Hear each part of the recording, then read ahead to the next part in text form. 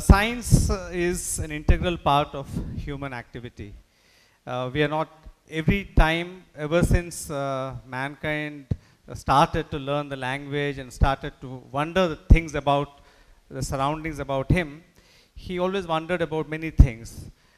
Things about the sun, things about the rain, things about death, things about aging, and wanted to find out, and that is science. And this is a pursuit that is continuous, and we are somewhere in that particular journey. And before I begin, I must also let you know that India was actually in the forefront of science till about 1400, 1500 AD, perhaps 1200 AD. We were very good, and afterwards we kind of saturated. But still, the accomplishments of India till that particular age allowed us to be the world leader in economy till almost 1720, 1730. India's GDP was 25% of the world, even as late as 1700s. So it's when the Western world was catching up with science, India did not purchase the ticket for it. We were left behind. Now is an opportunity for us to catch on to this train, and hopefully we will be the engine drivers for this. We will drive this science and technology in the future. So gold is like this, as you see. If you see it in a bank vault, you will have gold bars. But if you see around in our families, you will have women with golden ornaments. These are not soluble in common organic solvent. They are soluble, will be terrible, right? If you go out for a walk, it's raining, and your gold ornament dissolves and goes away, that's not a very good thing. That is the natural state of gold in this dimension. But if you reduce the dimension of gold, you go to nanometer sizes. Even up to, for example, these are various gold dimensions. If you don't see them, also don't worry about it. These are dimensions in the nanometer range. You see that they are soluble. They are soluble in common organic solvents. They are soluble in dichloromethane. They are soluble in chloroform. And they are colored differently. You can see a range of colors, magenta, purple, and so on. So when you reduce the size of matter at a given size for various complicated physics that comes into it, the properties completely change. And in this particular, dramatically, because now you have soluble gold. And the soluble gold, people actually knew about this though. They did not know that they were dealing with nano gold. But for example, in Europe, some fantastic churches, the most common one, perhaps if you Google Notre Dame in Paris, you will see these church windows with very nice paintings. Those are made up of nano gold. This is called IBM. Okay, these are individual atoms. You can see the individual atoms now and assemble them, like over here IBM, which was developed as a result of the development of a technique called scanning, tunneling, microscopy, for which in the late 1980s, people have been awarded the Nobel Prize. Now I'll tell you a story about carbon. This is related to nanotechnology. I'll couple the two things at the end, but let's just start with carbon. So you all know about carbon, and but many new things are happening with a very old substance. We now know carbon of a one-dimensional carbon, a zero-dimensional carbon, and so on. And just to go back to your basics, carbon, it is in this periodic table. Atomic number is 6, atomic weight is 12, and you see them everywhere. You see them if you go to even now in the village side, if you're having a chai somewhere, perhaps you have this carbon chulas. And you also have carbon in more exotic forms. And I would draw your attention to the radius, which is 0.077 nanometers. So we are in the regime where not only it's much less than a nanometer. And there are many carbon allotropes that are now known, like diamond, graphite, of course are known before, but today we have three: fullerene, the nanotube, and the graphene, which are known as a result of the last 3 decades of research. Science is not dramatic like they show you in the movies. You know, they show that one old guy with a beard, hair going off, and usually disheveled. Scientists also can be smartly dressed. Okay, and so don't worry about a future in science. But the most important thing is science is painstaking.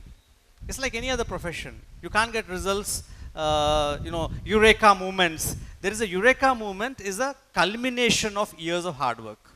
It's not a eureka moment that comes just because, and also the eureka moment comes because you're constantly thinking about science. Like any other field. A eureka moment comes only because you're working very hard. Then you have a eureka moment. It doesn't come it's not a lucky chance that people who have all these gentlemen have got. It's because of lots of hard work, then a lucky chance comes. So I think I just covered to just tell you an expose about things that are nano in size and their applications, and I'm hoping that in the remaining time there'll be question and answer session where if there are further doubts about this, we can talk about it. There is something called quantum realm. Sir, what is the relation between this range 1 to 100 and quantum realm? So, see, our physical universe, we have large dimensions, and where Newton's laws are valid. And these laws of Newton break down when you go to the size of atoms. For example, if you have, I do not know which class you are. 11th. 11. So you must be perhaps already reading about Bohr atom and the Bohr orbits, etc. So once you come to levels which are smaller than a given one particular range, suddenly Newton's laws and the laws of electromagnetism of Maxwell do not seem to be following. In those regime, quantum calculations, quantum mechanics takes over. So to give you in a very simplified way, so for example, this step, this is quantum. There is a discrete step. I cannot go between step 1 and step 1.14. I cannot go. I have to go step 1 and step 2. I am either in step 1 or I am in step 2. Right? In a classical regime, it's like a ramp where there is no defined energy level. So at the range of the energies in, for example, atoms, Bohr found out that you have to have discrete levels, and those discrete levels that is one type of quantum. So in general, therefore, quantum mechanics is a method of describing things that you can't describe using classical mechanics. Today we are talking about nanotechnology. Do you think pico technology could replace it, or in the future, or are there any drawbacks to it? Below a certain dimension, which I already told you, below about approximately 150 nanometers, the Nano Initiative mentioned it as 100 nanometers. The many properties of matter change quite a lot. And that is what you want to take advantage of. That means you want to create technologies that otherwise can't be accessed. We have lots of technologies that otherwise can't be accessed. So I think that depending on your capability to miniaturize, you will be able to generate new technologies. So just to give you an example of where this could be, like for example, let's say you have computers, fast computers today, and somebody was mentioning that technology in our cell phone is now more advanced than the computers that people had used when they had to send man to the moon. So that is possible because all our integrated circuits that we have, we're able to put all the information in very, very small spaces. Current technology is based on silicon.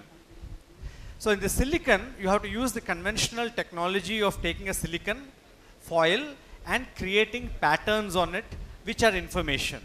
And we are still doing it, miniaturizing it up to a certain point. Maybe if you want much faster technologies in the future, the way to go would be, this is called top down. I take a matter and I keep cutting it till I reach a miniaturization. The other way of doing it would be bottom up. I take a molecule which is sub-nanometer in size, build up many molecules which then reach a nanometer size and create circuits like what we see today. This is one example. So there could be many examples. So picometer type thing already are there in the atomic, for example, at the atomic level. So if a single atom can generate a technology, that would be a picometer type technology. Today's nanotechnology can also be used in quantum dot, or it can be applicable in quantum dot theories. So dot is a dot, size is in nano, and it displays light because of quantum phenomenon.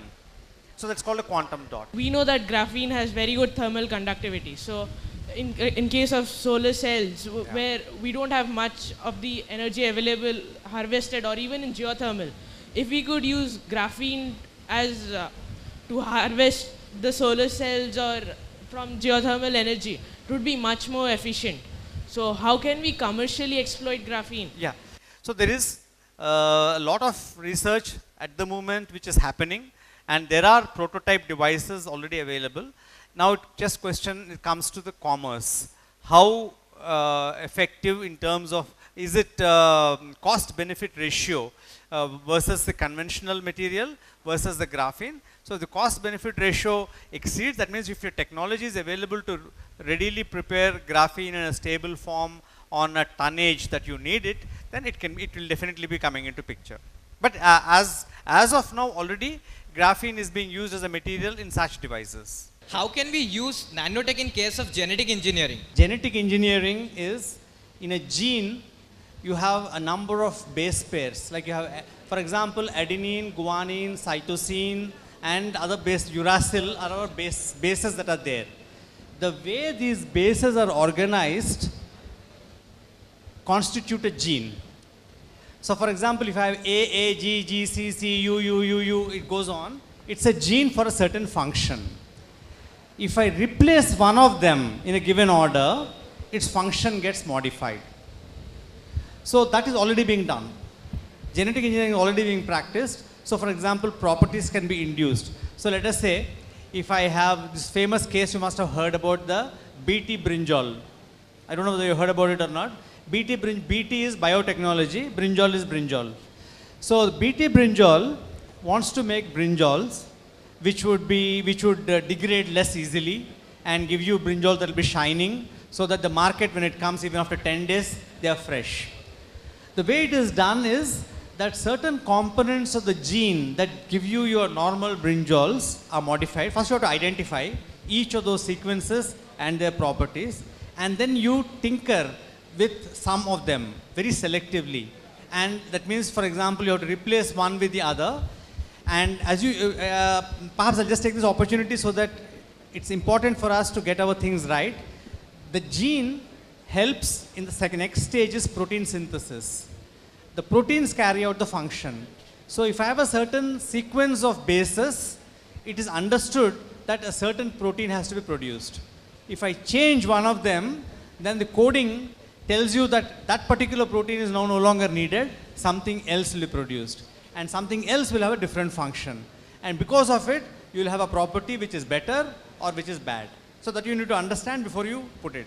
Now in the case of this BT brinjal, the controversy was, while we knew that these brinjals were good looking, and can stay for a long time, do we know enough that if we eat them now, what effect they will have 20 years from now? That was not known, and therefore there was a lot of controversy. And therefore in our country, still this particular technology is not fully adapted.